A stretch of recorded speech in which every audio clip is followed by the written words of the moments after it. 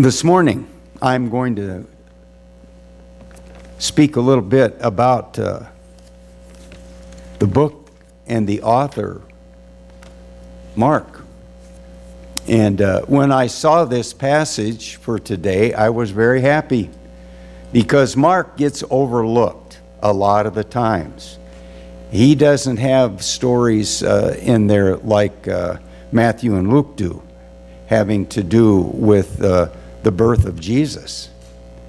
He doesn't start there. He starts with the baptism of Jesus.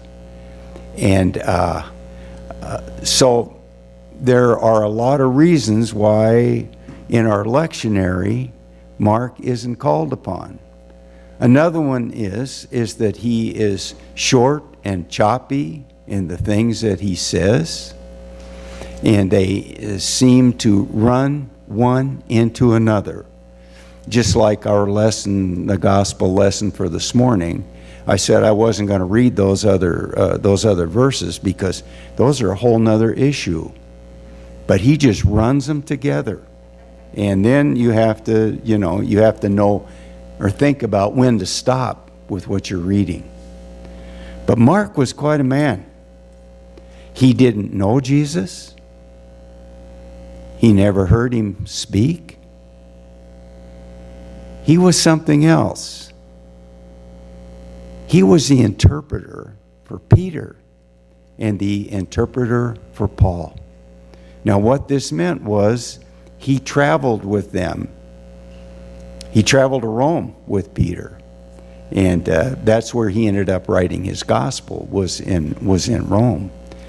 But he listened to Peter day after day as he presented Jesus to others. And even though Mark had never heard Jesus personally and was not a follower, he became one. And he did hear the words of Jesus through Peter and through Paul. He gathered all of this information that he had, and he decided that he wanted to be a witness like them. And so that's what he did. He became one. He wrote this book. He put it together. And now we have it for ourselves. It's here for us to hear his words and to try to visualize what life was like for him.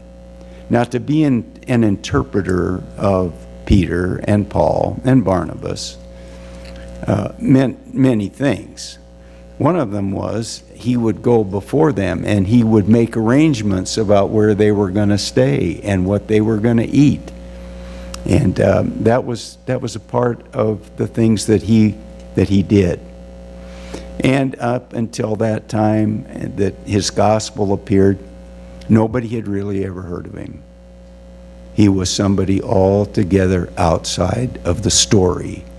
But now he's at the very heart of the story because the Gospels of Matthew and Luke use his gospel as their backbone. Almost everything that Mark says in his gospel is repeated in the Gospel of Matthew and the Gospel of Luke. Now, of course, they had other sources too as they put their gospels together. But the Gospel of Mark is absolutely central.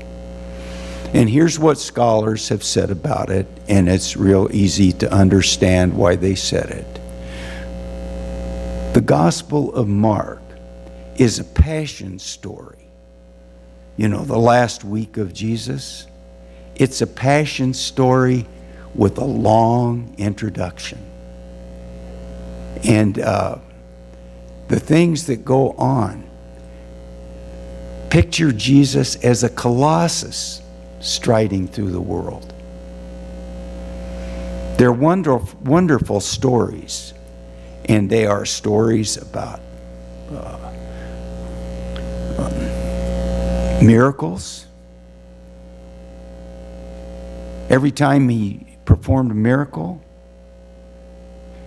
it was because he wanted to help somebody. not because he wanted to prove who he was. All of his miracles are like that, whether it's the feeding of the 5,000, which the feeding of the 5,000 is the only story that appears in all 4 of the Gospels.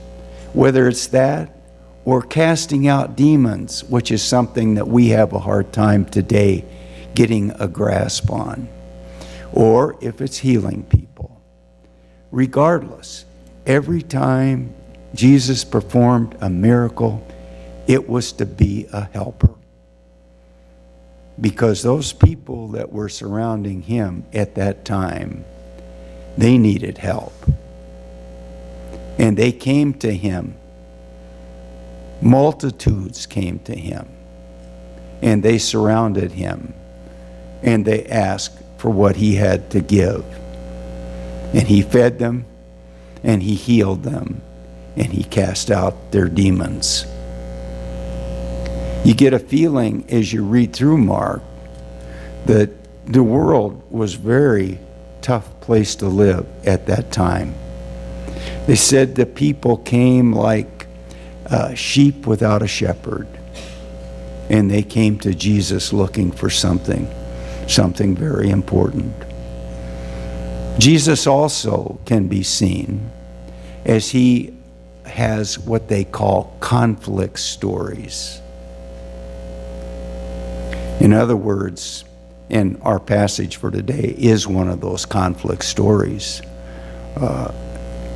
When somebody was trying to do something that he didn't think was right, he stood up to them and he told them what he thought about it. Now, in our story for today, we see Jesus. He's been with all of these people, healing them and feeding them and everything. And so the scribes and the Pharisees come from Jerusalem to see Jesus. They want to know what's going on because they know this is no leader of their church, but the people are following him. And as they come as spies, and they come to ask him a question. They watch what goes on. They see that his disciples and followers don't behave like people who have religion.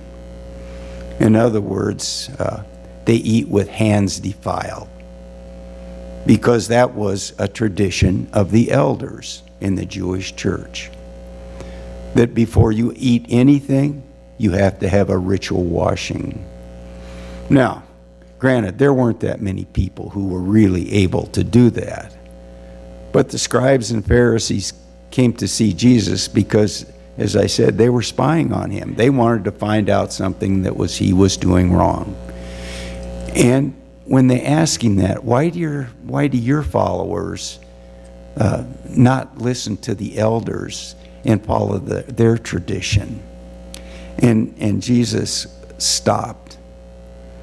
And he said, and he quoted Isaiah, and he called them hypocrites. And he told them, I'm not interested in the tradition of men.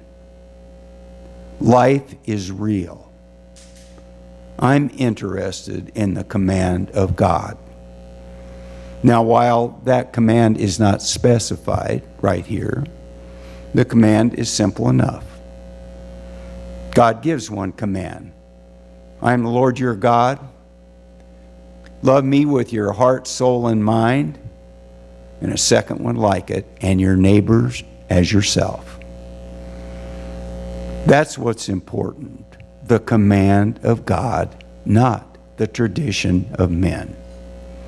Now, I am pretty sure when the scribes and Pharisees went back to Jerusalem, they did not have a good report concerning Jesus, because he challenged them.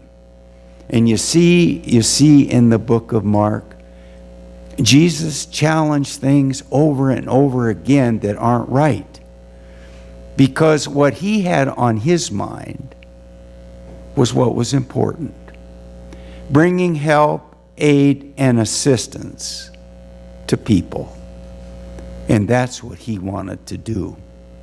Anything that got in the way of that, he would call into account, especially inasmuch as those scribes and Pharisees called his followers to account for what they were doing.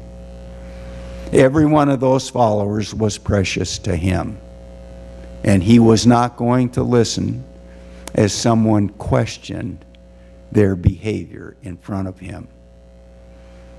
The scribes and the Pharisees, they learned a lot that day. But here's what we can learn. You know, I said that that was a passion story with a long introduction. Every time Jesus healed somebody, every time he fed people, every time he did any kind of miraculous act, and every time he confronted the religious leaders of his day, he took one more step toward the cross. Because that's what he came for.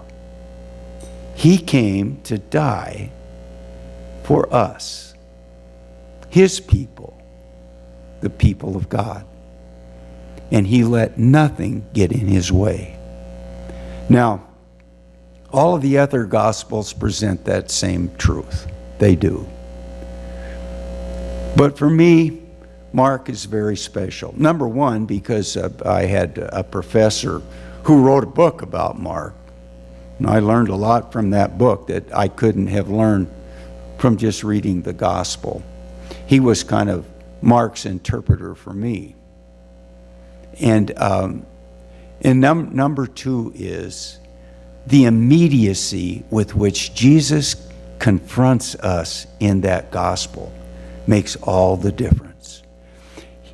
He uses the word immediately 41 times in those short 16 chapters. Because what Mark wants us to know about Jesus is this: he is immediate. He comes to us in our time of need, and he provides for our needs. But he also comes to us immediately when we step out of line and forget what we are here for. We are here to be his people. We are here to lift high the cross. We are here to be inclusive. We are here to try to reach out to those in this community and in this world right now that need us, so that we reach out in a way that we're helpful. Not that we're religious, but just that we are helpful, that we have something to give. And maybe it's just the witness that we're able to say, in Jesus, I find life, and I find it abundantly. And he meets my needs, and he can meet yours. Or, on the other hand, we can't do the miracles of Jesus the way he did, but we can become active participants in those miracles. We can feed hungry people. We can clothe people who don't have clothing. We can provide comfort to people who need comfort. That's what we can do to become a part of the miracle of Mark and become a part of the miracle of Jesus. That's what we are called to do. We are called to live by his command and not by the traditions of men. And he comes to us so immediately in that gospel that it's well worth time to read the whole 16 chapters.